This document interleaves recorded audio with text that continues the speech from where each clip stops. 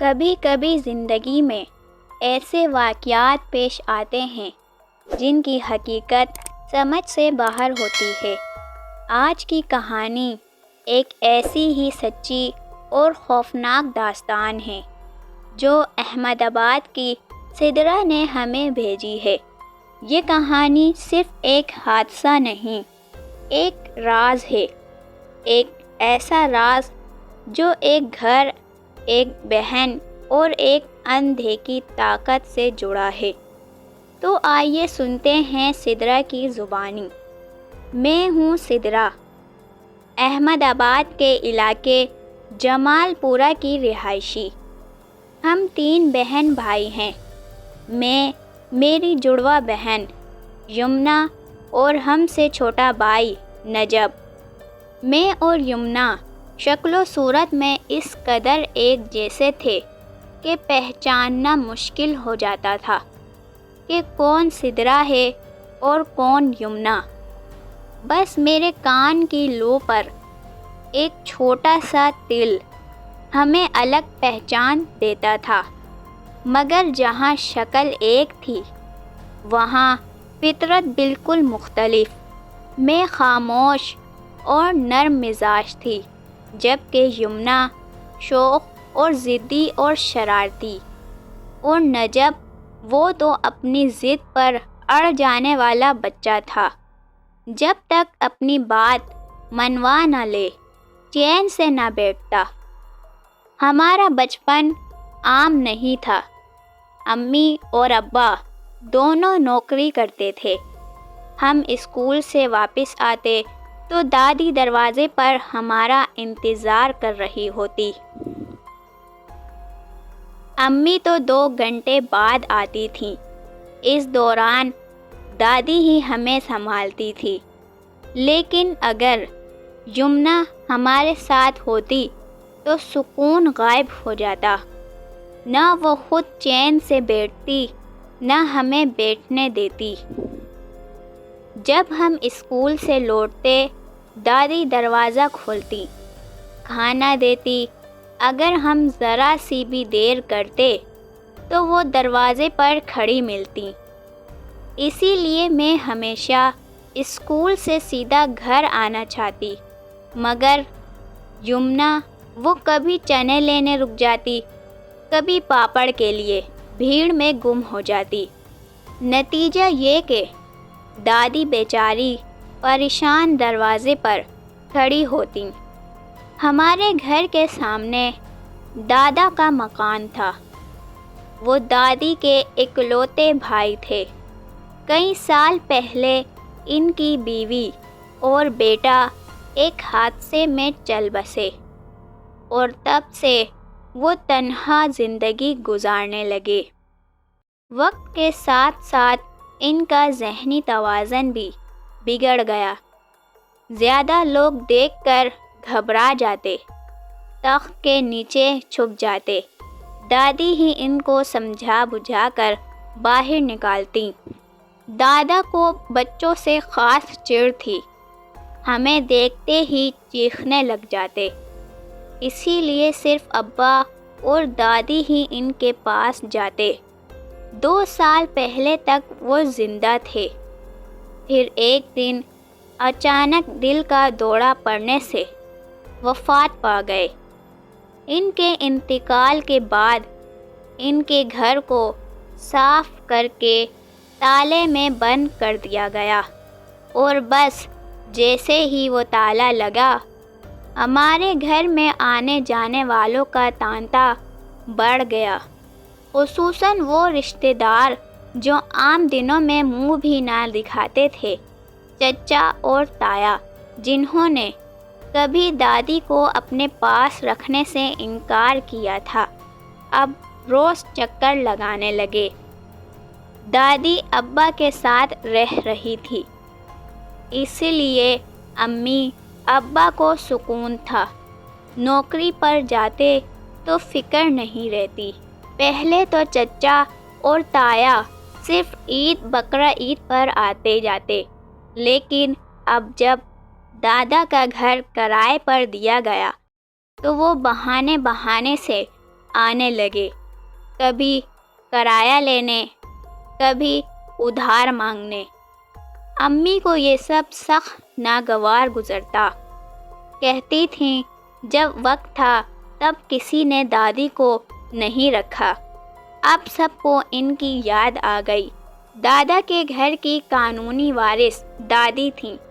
انہوں نے ابا سے کہا، بیٹا یہ مکان بیچ دو، میں حج پر جانا چاہتی ہوں۔ مگر ابا نے کہا، ابھی نہیں، تھوڑے دن رک جاتے ہیں، جائیداد کی قیمت بڑھے تو اچھے پیسے ملیں گے۔ کچھ عرصے بعد وہ گھر کرائے پر دے دیا گیا۔ ایک شریف فیملی آئی، میاں بیوی اور ان کی اکلوتی بیٹی آسیہ باجی۔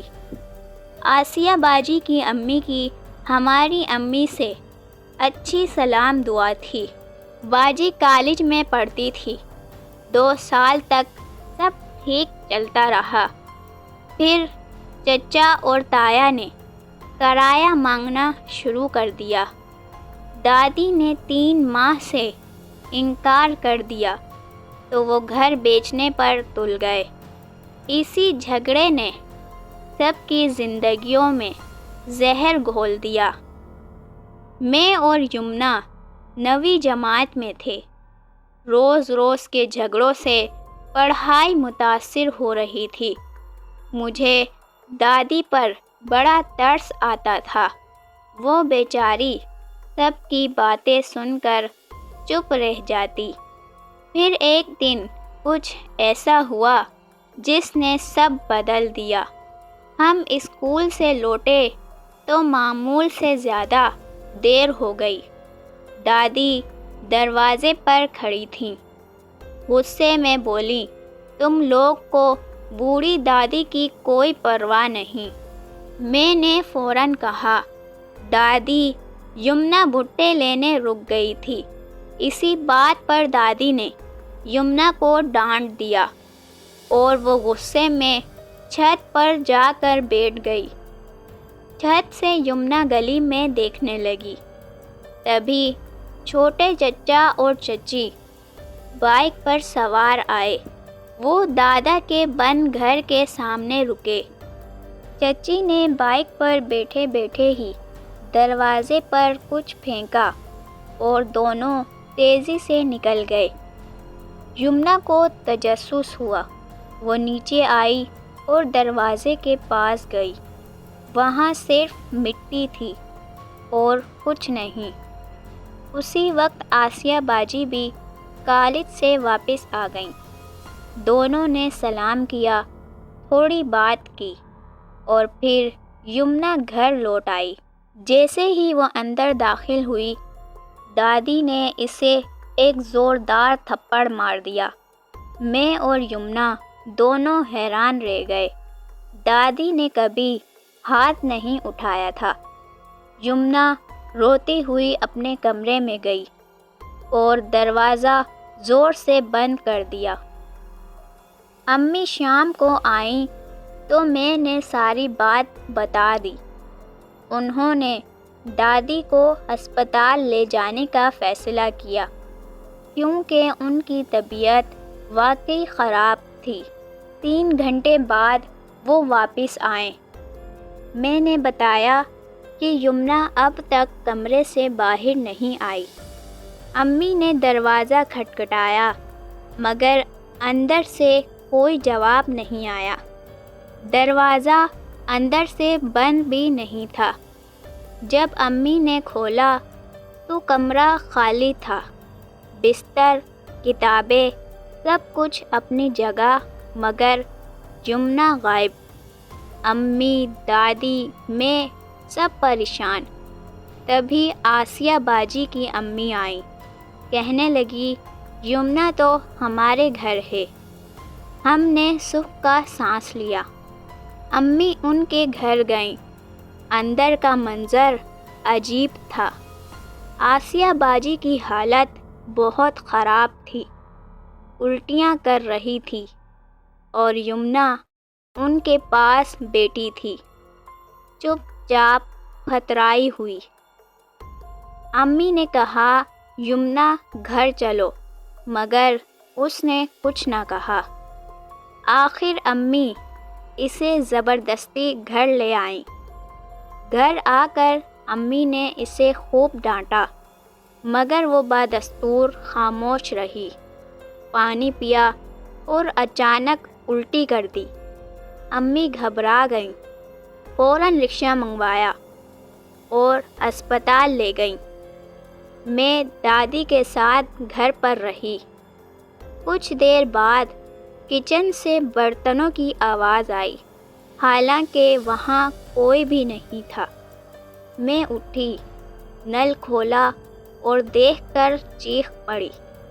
نل سے پانی نہیں، خون بہہ رہا تھا۔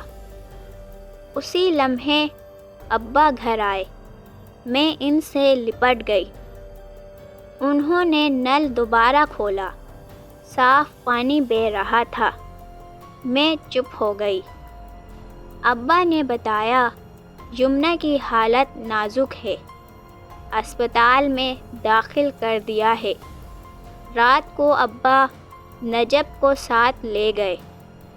میں دادی کے پاس اکیلی رہ گئی۔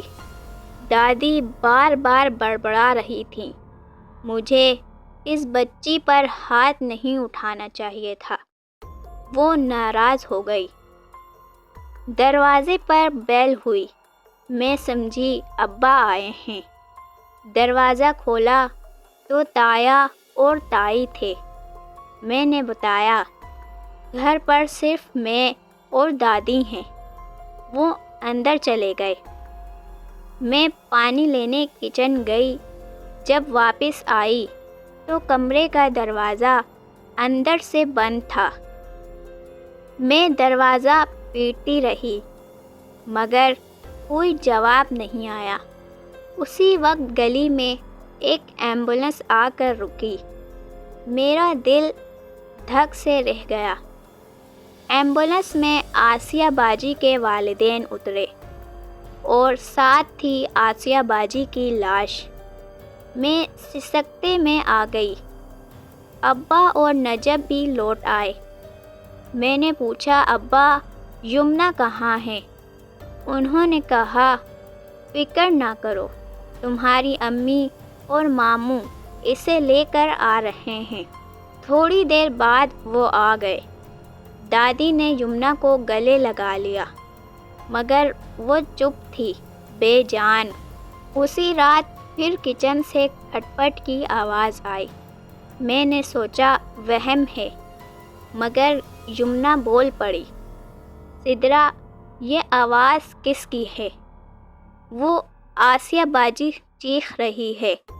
وہ کہہ رہی ہے میں نہیں جاؤں گی، وہ مجھے بھی لے جائیں گے۔ میرا خون خوش ہو گیا۔ میں نے دادی کو جگایا۔ انہوں نے کہا جاؤ اپنی امی کو بلا لاؤ۔ میں بھاگ کر سامنے والے گھر گئی۔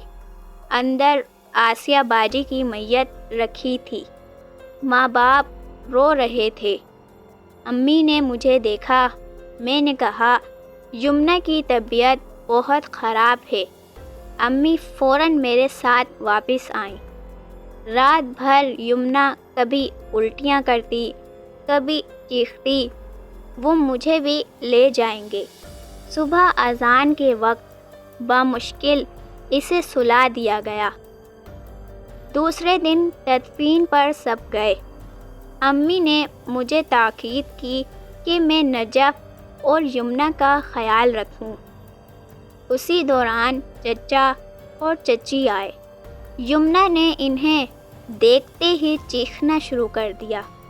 انہوں نے آسیہ باجی کو مارا ہے۔ اس نے چچی کے بال پکڑ لیے۔ ہم نے بڑی مشکل سے الگ کیا۔ امی نے اسے کمرے میں بند کر دیا۔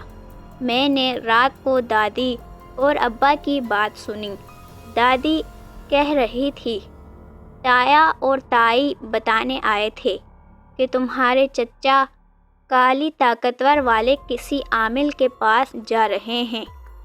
انہوں نے اس گھر پر کوئی عمل کیا ہے۔ ابا نے سر پکڑ لیا، تو مطلب یمنا جو کہہ رہی تھی وہ سچ تھا۔ دادی نے بتایا، میں نے خود باتھ روم کی چھت پر خون کے چھینٹے دیکھے اور وہ لمحے بھر میں غائب ہو گئے۔ ابا فوراً ایک بزرگ کے پاس گئے۔ انہوں نے دم درود سے علاج شروع کیا۔ تب کہیں جا کر یمنا کی حالت سنبھلی۔ بزرگ نے کہا، اس گھر پر جو عمل کیا گیا ہے اس کے اثرات یمنا پر پڑ گئے تھے۔ اس واقعے کے بعد آسیہ باجی کے والدین نے وہ گھر چھوڑ دیا۔ کہتے تھے وہاں انہیں اپنی بیٹی کی آوازیں سنائی دیتی ہیں۔ چچا اور چچی کبھی واپس نہ آئے۔ امی ابا نے فیصلہ کیا، یہ مکان بیچ دو، یہ مصیبت ختم کرو۔ آخر وہ گھر بیچ دیا گیا۔ دادی اور ابا نے حج کیا۔